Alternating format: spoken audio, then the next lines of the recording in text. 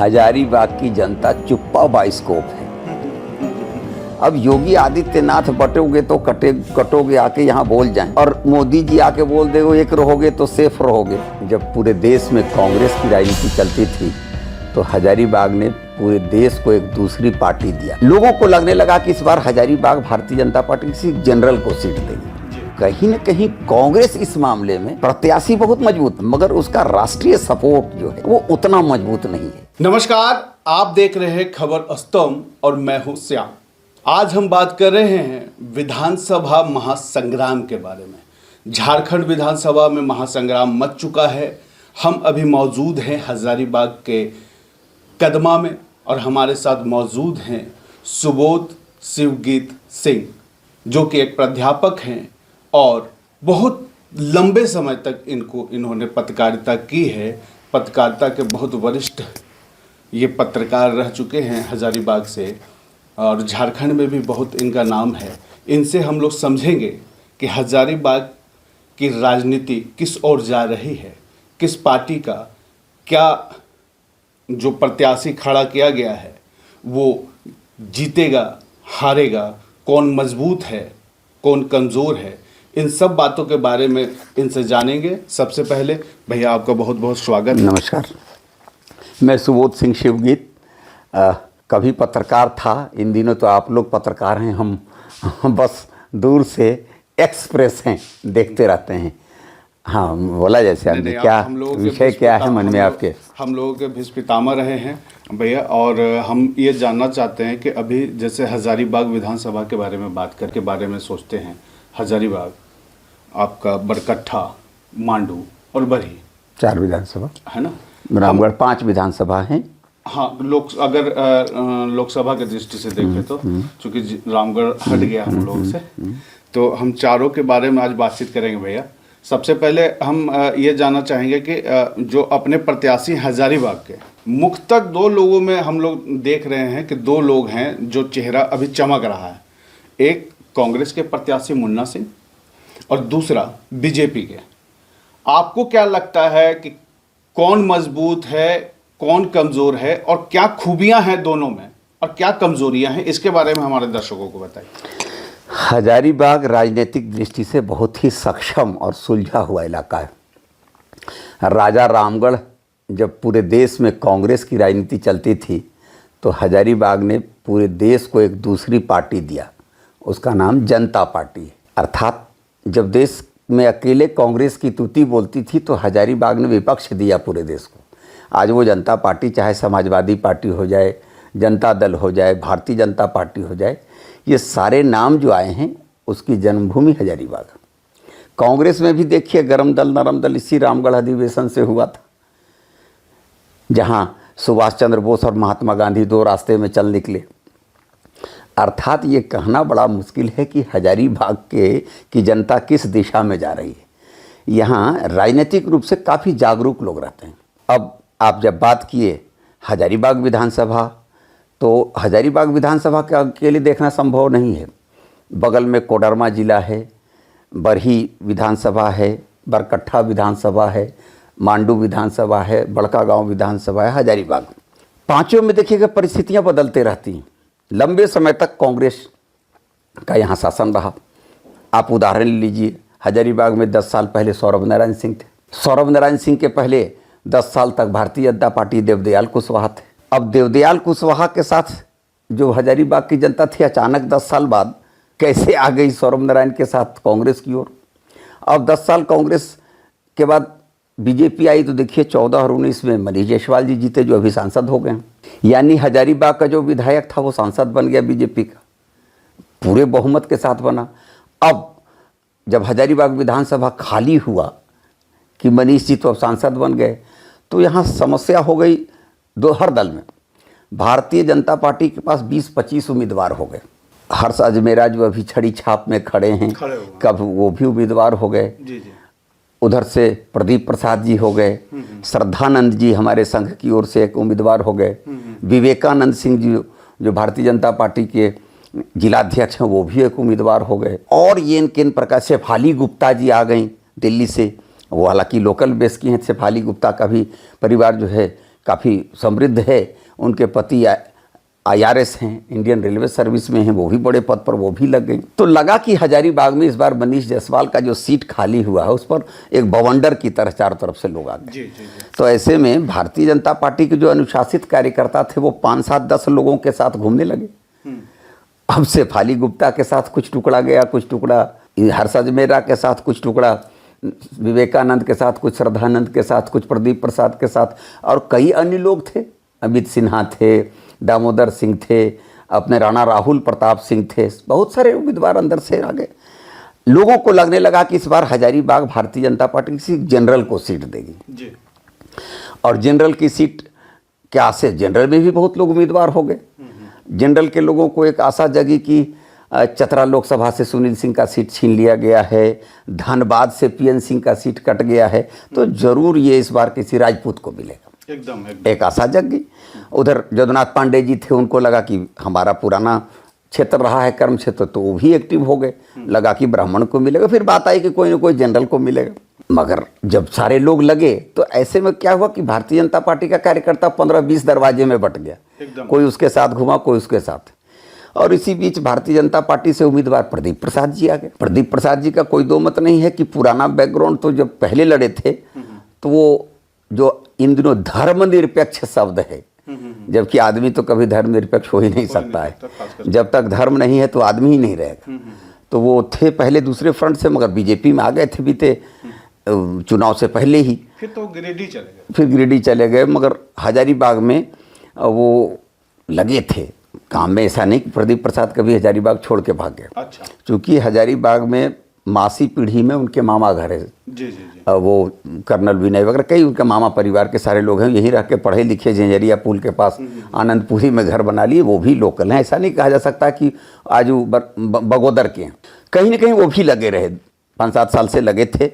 और खास करके मनीष जायसवाल के लोकसभा चुनाव में तो दिन रात लगे प्रदीप प्रसाद। एकदम सही बोल रहे हैं। मगर लोगों को उम्मीद थी कि इस बार ये सीट किसी जनरल को मिलेगा या कहीं और जाएगा, क्योंकि कहीं न कहीं से अगर हमारे सांसद हो गए हैं तो शायद थोड़ा सा परिवर्तन हो। हालांकि जात पात की बात तो यहाँ है नहीं, मगर हिंदुत्व एकता में भी था कि कोई दूसरे लोगों को ऑब्लाइज किया जाएगा। चूँकि आसपास में कोडरमा है, रामगढ़ है, चतरा है, सब जगह से हजारीबाग का जो टूटा हुआ 4 जिला है, सबसे जनरल नहीं, तो उम्मीद थी कि जनरल से आएगा। मगर पार्टी का नेतृत्व जो निर्णय लिया तो प्रदीप प्रसाद जी आ गए।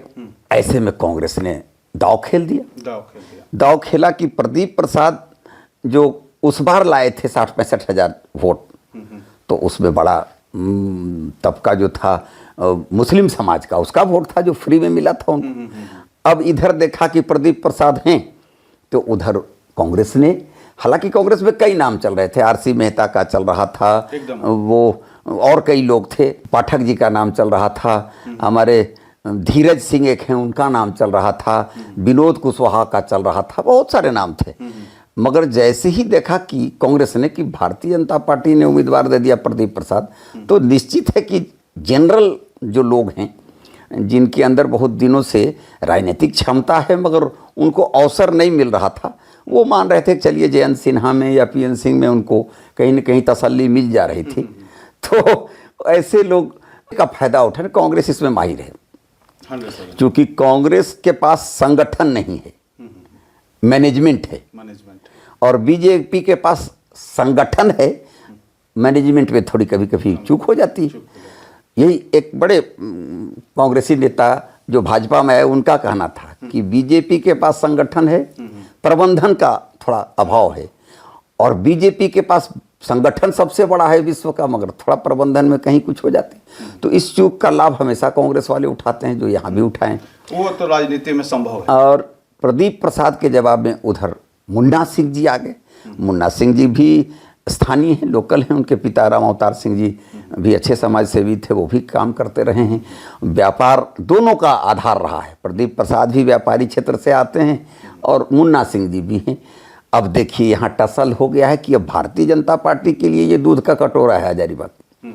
100% हमेशा से माना जाता है कि लोकसभा विधानसभा हजारीबाग भाजपा को दे दीजिए तो कोई भी आ जाएगा, जीत जाएगा, ये यहाँ दम है। आप वैसे भी देखिएगा कि जो उम्मीदवारी की टिकट लेके आ गया उसका सीना 56 इंच का हो जाता है। है प्रत्याशी, मगर फिर भी वो 56 इंच का मानता है कि अब हमको जिला फतह हो गया। जी जी। मगर कांग्रेस भी दाव खेलने वाली पार्टी है, और दाव जिस मुन्ना सिंह पर खुली है, वो मुन्ना सिंह भी अचानक आया नहीं। वो अपनी राजनीतिक जमीन लंबे समय से बना रहा था। सामाजिक पृष्ठभूमि उसकी है, किसी के यहाँ मरनी जीनी, छठी छिल्हा, छठ दशहरा, मुन्ना सिंह हर समय हाजिर है। और इस बार जो टक्कर है, दोनों प्रत्याशी, प्रदीप प्रसाद भी सामाजिकता में कहीं से कम नहीं, और मुन्ना सिंह भी बढ़ चढ़ के सामाजिक हिस्सेदारी वाले आदमी हैं। ऐसा नहीं कि कोई दिल्ली से अचानक टपका हुआ उम्मीदवार है। हाँ, संकट यहाँ ये हुआ है कि कांग्रेस के अंदर इस बार वो जो गजकरण हुआ करता था कि कांग्रेस का उम्मीदवार मन नायक नहीं मिला तो दूसरे लोग गजकरण में लग जाते थे, इस बार वहाँ कमी है। आरसी मेहता हो, चाहे विनोद कुशवाहा हो या धीरज सिंह हो, ये सब कहीं न कहीं से एकजुट हैं। और इधर जो देखते हैं, चूंकि 5-7-10 उम्मीदवार अंतिम तक दिल्ली दरबार में दौड़ रहे थे। कोई रांची में दौड़ रहा था शिवराज सिंह के पास, तो कोई वो विश्व शर्मा के पास दौड़ रहा था। सबको लग रहा था कोई बाबूलाल जी के पास जा रहा था। हमारे पास भी कई लोग आए कि बाबूलाल जी साहब का अच्छा संबंध है, चलिए। तो इधर जो 5-7 लोग दिल्ली में बहुत देर तक टिके रहे, वो अभी भी बाजार में थोड़ा सा कहीं न कहीं से, जैसे फूफा की स्थिति होती है कि जब तक जीजा जी थे तो सब लोग सम्मान देते थे, फूफा हो गए तो बस की पिछली सीट में फूफा का बैग रख दिया गया। तो ऐसे में बहुत सारे लोगों में असंतोष की भावना थी। मगर जैसे जैसे चुनाव करीब आता जा रहा है, देखिएगा भारतीय जनता पार्टी भी संगठन में कमज़ोर है नहीं, तो वो जो नाराज लोग हैं वो भी धीरे धीरे अब मेन रोड में निकलने लगे हैं। मैं ये पूछूंगा भैया कि अभी आपने जैसे बोला कि हजारीबाग बीजेपी के लिए दूध का कटोरा रहा है ना। खीर बनाने की भी जरूरत नहीं पड़ी और वो खीर आपको मिल गया, मलाई वाली खीर, ठीक है। मुन्ना सिंह के आ जाने से जो हजारीबाग की राजनीतिक पृष्ठभूमि है वो अचानक से चेंज हो जाता है, जबकि बीजेपी पहले ही अपने कैंडिडेट का नाम ले आती है, कांग्रेस थोड़ा सा लेट लाती है। लेकिन फिर भी मतलब जिस तरह से Munna Singh door to door की भूमिका में हैं, हर घर के दरवाजे पे जा रहे हैं, अच्छा बुरा आपने बताया पहले भी जाते रहे हैं, उन्होंने कई सालों से काम किया है, ठीक है।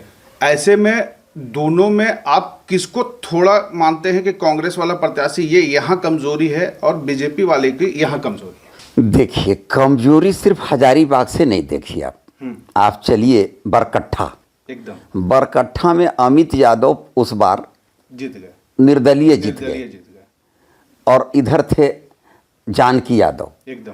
अब देखिए, जो एक कहावत है ना देहात में कि बर वाला घर तर और घर वाला बर्तर, एकदम। तो जानकी यादव चले गए विपक्ष में और अमित यादव आ गए इधर। हाँ जी। बगल में देखिए मांडू, एकदम। जयप्रकाश भाई पटेल जो थे भारतीय जनता पार्टी के उम्मीदवार थे, इस बार कांग्रेस से लोकसभा माननीय जसवंत सिन्हा जी उनको ताल पर चढ़ाए, वो चढ़ गए। अब वो भारतीय जनता पार्टी की विधायकी छोड़ के लोकसभा सांसद बनने आए। नतीजा हुआ कि जो उस बार भारतीय जनता पार्टी का उम्मीदवार था, इस बार कांग्रेस का उम्मीदवार हो गया। और इधर आजसू अपना ताल ठोक के तैयार है, चूँकि चंद्र प्रकाश चौधरी जी ने जो अपना संगठन है उनका, तो वो रामगढ़, मांडू और बड़का गांव को छोड़ना नहीं चाहते हैं। उनका मानना है कि ये हमारा आजसू का गढ़ है। लोकसभा के रूप में वो गिरिडीह चले गए, मगर विधानसभा 3 लिए हुए हैं। तो ऐसे में मांडू का भी वही गड्ढमड्ढ स्थिति है। बड़का गांव आ जाइए तो देखिए भारतीय जनता पार्टी को हरा के वहाँ अभी अंबा प्रसाद है। अंबा प्रसाद के पिताजी उसके पहले माताजी थी।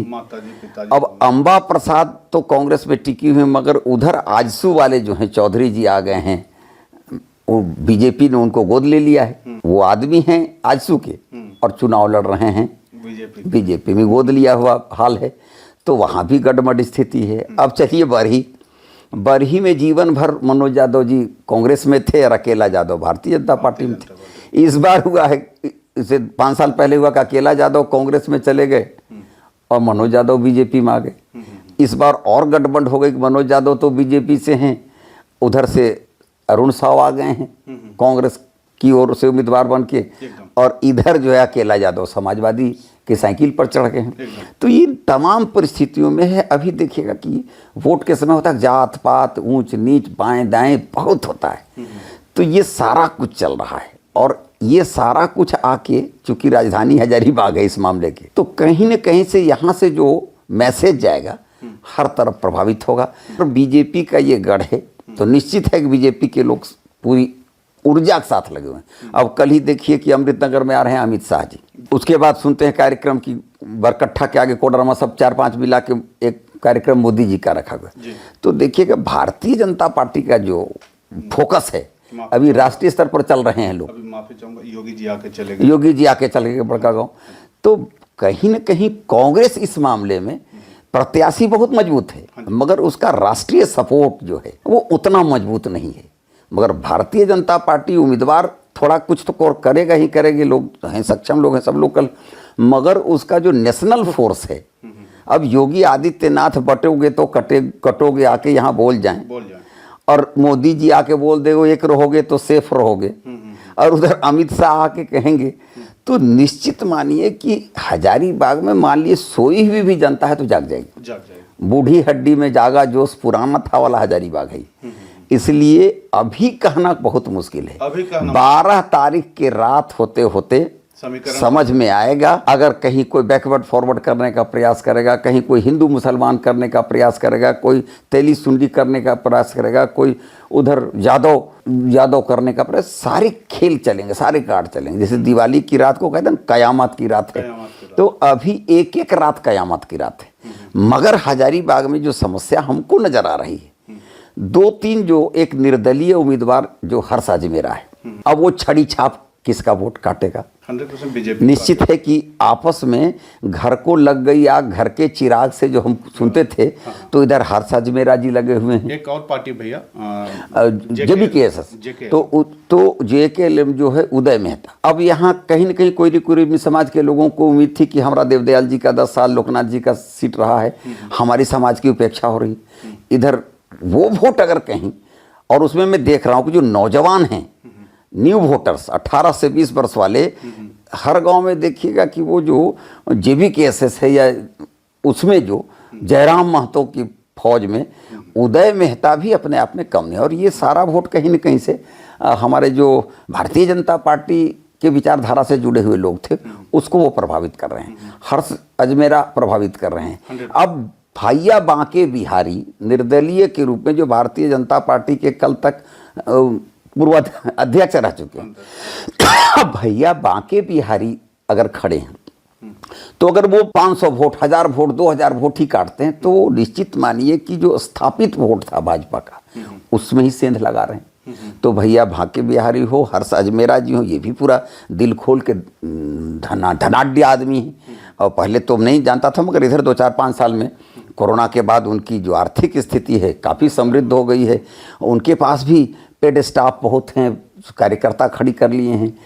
ऐसे में भारतीय जनता पार्टी को ये जो नेशनल लीडर्स आ रहे हैं उसका बहुत भरोसा है। उम्मीदवार तो सक्षम है, मगर उम्मीदवारी के मामले में मुन्ना सिंह बहुत आगे निकल रहे हैं, मगर जो नेशनल फोर्स बीजेपी का लग रहा है, ये हमको लगता है यहाँ की फिजा को बदलने में कारगर साबित हो सकता है। भैया अब हम लोग जो मतलब समीकरण की तरफ लौटते हैं और बात करते हैं कि मुन्ना सिंह कांग्रेस से, और कांग्रेस के बहुत सारे ऐसे नेता हैं जो कांग्रेस को छोड़ दिए। झारखंड की हम बात करें, ठीक है, बीजेपी में आए प्रदीप प्रसाद, और बीजेपी से बहुत ऐसे नेता हैं जो बीजेपी से रूठ गए, जो नहीं पार्टी बदले, लोग लाज के चलते उन्होंने भीतर ही भीतर काटना स्टार्ट कर दिया है प्रदीप प्रसाद। ऐसे में दोनों प्रत्याशियों की अगर बात करें तो जो जहां भी हम लोग जा रहे हैं वहां मुन्ना सिंह का नाम आ रहा है। अंदर किसको वोट देगा यहां वोटर कहना मुश्किल है। ये एक जमीनी हकीकत अलग है कि आपके सामने कुछ और बोलेगा, पीठ पीछे कुछ और बोलेगा, करेगा कुछ अपने मन की, है ना। ऐसे में आपको क्या लग रहा है दोनों प्रत्याशी का? हजारीबाग की जनता चुप्पा बाइस्कोप है। ये इतना आसानी से हम पत्रकार नहीं बजा सकते हैं। 100%। कल हरियाणा में आप जो देख रहे थे, वो आपका आकलन, आपकी समीक्षा रखी रह गई, जनता किधर चली गई। देखिए, इस साल 22 जनवरी को राम मंदिर की स्थापना हुई। हाँ। और ये एक दिन में मिटने वाली खुशी नहीं है। ठीक है, मुन्ना सिंह जी एक उम्मीदवार के रूप में बहुत ही श्रम कर रहे हैं, और एक वर्ग विशेष के लोग जिसको हम अल्पसंख्यक कह लें, वो उनको उम्मीदवार के रूप में पाके अति उत्साहित हैं। उनके उत्साह का कहीं रिएक्शन जो इधर हुआ, तो आप मान के चलिए कि ये सारी बातें जो हम लोग समीक्षा कर रहे हैं ना, जाति का, भेद का, वो का, क्षेत्र का, ये सब कुछ 12 तारीख आते आते स्पष्ट होगा। आज की तारीख में 5 लोग जीत रहे हैं। JBKSS के उदय मेहता भी अपने आप को कमज़ोर नहीं कर रहे हैं। हर्ष अजमेरा भी जो ढोल नगाड़ा बजा रहे हैं उसमें कोई कमी नहीं है। भैया बांके बिहारी का भी कहना है कि हमारी जाति का या हमारा जो जीवन भर का किया हुआ काम है उसमें कहीं कमी नहीं, वो भी लोकल हैं, दारू के हैं। भैया बांके बिहारी, भैया लोग की अच्छी आबादी है हजारीबाग। तो ये सब के सब अभी लगे हैं, मगर 12 तारीख आते आते मुझको लगता है 2 ही लोग रह जाएंगे, इंडिया और इंडी। एक तरफ एनडीए गठबंधन रहेगा, एक तरफ इंडिया गठबंधन, और ये दोनों उम्मीदवार में मैं 12 तारीख तक नहीं बता सकता हूं कि कौन आगे जा रहा है। कौन आगे जा रहा है ये कहना मुश्किल है। ये 12 तारीख हजारीबाग की हवा 12 तारीख को रात में पता चलेगा। मगर इतना मान के चलिएगा कि अभी मुन्ना सिंह जी को बहुत मेहनत करने की जरूरत है, उससे कम मेहनत की जरूरत प्रदीप प्रसाद को। क्योंकि प्रदीप प्रसाद के साथ पीछे बैक जो है एफडी है, वो कमल फूल का एफडी जो है वो प्रदीप प्रसाद को प्राप्त है। और निश्चित मानिए कि उस एफडी को काटने के लिए मुन्ना जी को एकदम जैसे कहा था आपाधापी में मेहनत करना होगा। और इस मेहनत के बाद ये 2 ही उम्मीदवार बाजार में रहेंगे। और स्थिति यहाँ बदलने की अचानक नहीं हो सकती है। बड़कागांव, मांडू, रामगढ़, हजारीबाग, बरकट्ठा, बरही, कोडरमा सब मिला जुला चलेगा। और इस मिले जुले में बात करें भैया, माफी चाहूंगा आपको रोक रहा हूं, बोलिए। बरही में जब हम देख रहे हैं बदलाव, अकेला यादव का समीकरण क्या कहता है आपको कि अकेला यादव वहां क्या बिगाड़ेंगे, क्या खेल खेलेंगे? अकेला यादव जी थोड़ा सा इन दिनों वो चर्चा में नहीं उतना है, क्योंकि उनके ऊपर जो है जो उनकी पार्टी ने ही भरोसा नहीं किया। तो अकेला जी कोई दो मत नहीं कि ताकतवर हुए थे, मगर कब, जब रिएक्शन हुआ था मनोज यादव और अकेला यादव, बीच में इधर अरुण साहू आ गए, वो भी एक बड़े परिवार से हैं।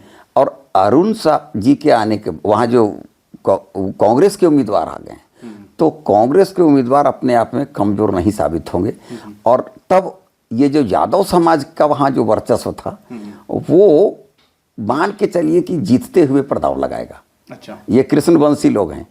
कृष्ण जो है सो कभी वो संख्या देख के कौरव की तरफ नहीं जाता है, वो 5 पांडव जिधर होंगे, गुणवत्ता होगी उधर जाएगा। और इस मामले में हमको लगता है मनोज यादव जी और वो जो कांग्रेस उम्मीदवार हैं साहू जी, इन दोनों के बीच टक्कर होगा। अकेला जी कहीं न कहीं अकेला पड़ने की स्थिति तो अकेला जी का वोट किसको माइनस करेगा? अकेला जी का वोट तो मनोज जी की तरफ हमको जैसा लग रहा है। हम लोग भी क्षेत्र में जाते हैं कि अकेला जी लगे हैं। हाँ। बाप बेटा दोनों मेहनत कर रहे हैं, मगर अकेला जी जो दल छोड़े हैं इंडिया अलायंस को छोड़ के, अब हैं तो इंडिया अलायंस में ही। अब देखिए यहाँ लोग मजाक बना रहा है कि आप पूरे देश में इंडिया अलायंस है और यहाँ कांग्रेस समाजवादी दोनों लड़ रहे हैं। तो साइकिल और हाथ की लड़ाई जो है साइकिल बिना हाथ के और हाथ के बिना साइकिल तो संभव है नहीं। तो ये 2 के लड़ाई में कहीं ना कहीं हमको लगता है मनोज यादव जी अनुभवी आदमी हैं और सबके बीच वो सर्वप्रिय हैं। तो वहाँ टक्कर कांग्रेस बीजेपी में हो रहा है, तो मनोज यादव जी भारी नजर आ रहे हैं। दर्शकों के लिए हम बता दें भैया कि कई सालों से बरही ने 2 ही विधायक देखा, मनोज यादव और अकेला, दूसरा कोई नहीं दिखा जो मुझे याद आता है। स्वाभाविक है। लेकिन इस बार भी इतिहास उसी को दोहराता है या कोई नया चेहरा लेके आता है, ये वक्त तय करेगा। कांग्रेस के उम्मीदवार कमजोर नहीं है। अगर वो जीत जाते हैं तो नया चेहरा मिल सकता है। मगर वो जो हैं अब अभी आए हैं, अंतर यही है, एक शब्द याद रखिए, अभी आए। ये दोनों पुराने खिलाड़ी और जनता कहीं न कहीं दोनों में रिश्ते में जुड़ी हुई है। ये दोनों ऐसा नहीं कि कोई बरही से बाहर रहने वाले, दोनों दिन रात वहीं लगे रहने वाले। मनोज यादव जी को रात 4 बजे भोर तक न्योता मानते हुए देखा जाता है और अकेला यादव भी रात भर न्योता मानने वाले रहे। इस बीच वो तीसरे जो हैं वो लाभ लेने की दिशा में जरूर हैं, मगर अकेला और मनोज जी का जो टक्कर होता था वो थोड़ा बेजोड़ होता था। मांडू की बात कर लेते हैं भैया हम लोग। मांडू में क्या लग रहा है आपको? मांडू भी हमको लगता है चूंकि जयप्रकाश भाई पटेल ठीक है, जाति समीकरण बहुत बेहतर है, पारिवारिक पृष्ठभूमि बहुत मजबूत है, मगर अभी 6 महीने के अंदर जो उनका स्टेपिंग हुआ है, उस स्टेपिंग में अब आप लोकसभा से लौटे हैं, तो लोकसभा में भी आप बहुत बढ़िया प्रदर्शन नहीं कर सके। तो कहीं न कहीं विजेता को ही विजय का मेडल मिलता है।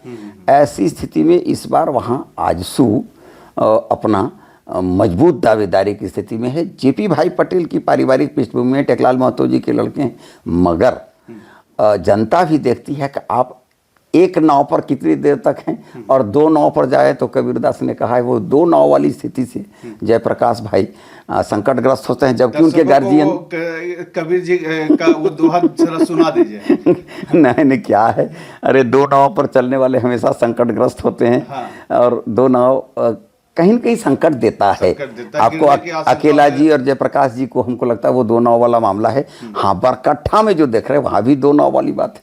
अब अमित जी उधर थे, अभी इधर हैं, अब उनके पीछे बटेश्वर मेहता जी लगे हुए हैं। अब कैसे कहिएगा बटेश्वर मेहता कमजोर, वो भी जीवन भर इचाक हजारीबाग के लिए हर समय व्यस्त रहने वाले आदमी, मगर बटेश्वर जी के साथ है कि स्थिरता नहीं। अभी ठीक है, पार्टी ने नहीं दिया था तो उनको थोड़ा धैर्य रख लेना चाहिए था, बहुत सारे दायित्व मिल सकते थे, मगर वो भी अब निर्दलीय हैं। तो निश्चित मानिए कि अमित जी के लिए भी वहाँ संकट की स्थिति है, और उधर अगर अमित यादव जी हैं तो उधर जानकी जी भी और अन्य लोग भी लगे हुए हैं। तो इस बार जाति का समीकरण भी कहीं खुद शुद्ध रूप से बनता हुआ नजर नहीं आ रहा है। बड़का गांव में अंबा प्रसाद जीती हैं, 5 साल काम किया है, पिता का हाथ है उन पर, माता का हाथ है, ऐसे में आपको क्या लग रहा है? अंबा कोई 2 मत नहीं है कि बहुत मेहनती लड़की है, अभी तो बेचारी हमारी स्टूडेंट रही है। हाँ। मगर वहाँ भी जो होता क्या कि एंटी इनकम्बेंसी की स्थिति होती है। अब वो कई पिताजी माताजी 3 परिवार के सदस्य वहाँ लड़ चुके हैं। ऐसे में दोस्ती तो बढ़ती है मगर दुश्मनी भी बढ़ जाती है। और अब हो गया है इन दिनों एनटीपीसी का मामला, पैसे का खेल है। बड़का गांव टंडवा अभी जो सब चुनाव की सरगर्मी है, उसमें जो सरगर्मी कभी झरिया धनबाद में हुआ करती थी इन दोनों हजारीबाग बड़का गांव रामगढ़ मांडू में, क्यों? इसलिए कि कोयला का जो अकूत भंडार है टंडवा बड़का गांव में है। आने वाले समय में झरिया धनबाद हजारीबाग और आसपास के विधानसभा बनने जा रहे हैं। तो ऐसे में वो जो पैसे का मामला है बड़े पैमाने पर, आज वो बहुत नहीं कहता, नेताओं की निगाह आजकल बानादाग की साइडिंग पर और कटकम सांडी के साइडिंग पर है। तो कटकम दाग और कटकम सांडी के साइडिंग पर कोयला पर लोगों की नज़र है, बालू पर लोगों की नज़र है। ऐसे में बड़का गांव में एक लंबा समय जोगेंद्र जी के परिवार को हुआ है, तो ठीक है, उनका काम है, कर्तव्य में कोई कमी नहीं, मगर जो जनता में एक बदलाव की स्थिति आती है। तो इस बार चूँकि आजसू का बेटा है और बीजेपी ने गोद लिया है, तो हमको लगता है वहाँ भी स्वाद परिवर्तन की थोड़ी थोड़ी हमको, जिसने होता कि किचन से ज़रा गंध की जो स्थिति है उसके जुझारू होने के बावजूद इस बार बनिस्पत पिछली बारों की तुलना में अंबा प्रसाद ज़्यादा घिरी हुई नज़र आ रही हैं। घिरी हुई नज़र आ रही हैं। कुछ पुराने भी कारनामे हैं जो हम लोग याद कर सकते हैं। खैर, अभी हम लोग ये जो बातचीत है उसको खत्म करने की दिशा में है। अंतिम बार आप कुछ कहना चाहते हैं दर्शकों को? अंतिम यही है कि देखिए, जनता को भीड़ देख के नहीं जाना चाहिए, कैरेक्टर देख के जाना चाहिए। राजनीति में शुरुआत हुआ था कि पहले कैरेक्टर पर लोग आए, फिर क्राइम पर आए, फिर अब कैश पर आ गए हैं। तो ये जो कैरेक्टर से क्राइम, क्राइम से कैश और कैश से कास्ट की ओर आ गए, तो जनता को चाहिए कि न कैश की ओर जाए, न क्राइम की ओर जाए और न कास्ट की ओर जाए। सच्चाई है कि जनता को कैरेक्टर की ओर जाना चाहिए, क्योंकि अपने क्षेत्र का विकास वही कर सकता है जो चरित्रवान होगा। हम राम जी को मानते हैं। राम जी के सामने 2 ऑप्शन था जब सीता का हरण रावण कर गया। एक तरफ बाली जो राजा था, एक तरफ सुग्रीव। तो बाली से समझौता करके तो बहुत आसानी से सीता को लाया जा सकता था, मगर राम ने सुग्रीव का मार्ग पकड़ा। थोड़ी देर से सफलता मिली, मगर आज तक चरित्र राम का जीवित है। इसलिए हमको लगता है कि चुनाव में कास्ट, कैश और क्राइम की बजाय कैरेक्टर का साथ देना चाहिए, क्योंकि जनता भगवान श्री कृष्ण की तरह है। उसको भीड़ की ओर जाने से क्या होगा? 100 वाले कौरव की ओर चले जाएंगे तो हम 1 करोड़ हमारा पावर है, हम 5 वाले की तरफ खड़े होंगे तो वो भी जीत जाएगा। तो 5 पांडवों का साथ दें तो दें, मगर 100 की संख्या देके हम कौरवों का साथ नहीं दें। सत्य का साथ दें, निष्ठा का साथ दें, कैरेक्टर का साथ दें, क्योंकि कैरेक्टर ही एक दिन झारखंड का नसीब बदल सकता है, भारत का नसीब बदल सकता है। और आज अधिक से अधिक मतदान करके, इसी चैनल पर मैं बताऊं कि जब तक हम मैक्सिमम वोटिंग नहीं करेंगे तब तक सत्य विजयी नहीं होगा। कम से कम वोट वाले जीत जाएंगे। अगर हम 60 और 55% वोट करते हैं तो कहाँ से सत्य जीतेगा। इसलिए ज़रूरत है कि मतदाता को हम लोग हाथ जोड़ के कहें कि अगर आपने वोटर लिस्ट में नाम डलवाया है, आप भारत के अगर नागरिक हैं, तो आपके नागरिक होने का कर्तव्य है कि आप अपना मतदान जरूर कीजिए। और मतदान जब अच्छा होगा तो हमारा प्रत्याशी अच्छा ही जीतेगा, ऐसी हमारी आस्था है, विश्वास है। धन्यवाद। थैंक यू भैया, हम लोगों से बातचीत करने के लिए। अब आपने जो अरे सारांश बताया कि सी फैक्टर जो आपने बताया वो काम करता है, कांग्रेस के प्रत्याशी जीतते हैं, बीजेपी के जीतते हैं या कोई और जीतता है, चरित्र होगा तो सब होगा। चरित्र होगा तो कोई भी जीतेगा। हमारा ये बातचीत का मकसद ये था कि जो हजारीबाग विधानसभा क्षेत्र और हजारीबाग जो जिला है वहाँ की क्या स्थिति है, वहाँ पर कैसे लोग सोच रहे हैं, उस पर एक संक्षेप बातचीत आप लोगों तक पहुँचाएं। हमें सब्सक्राइब करना ना भूलें, आगे भी हमें देखते रहें। तब तक मुझे दीजिए इजाज़त। नमस्कार। नमस्कार।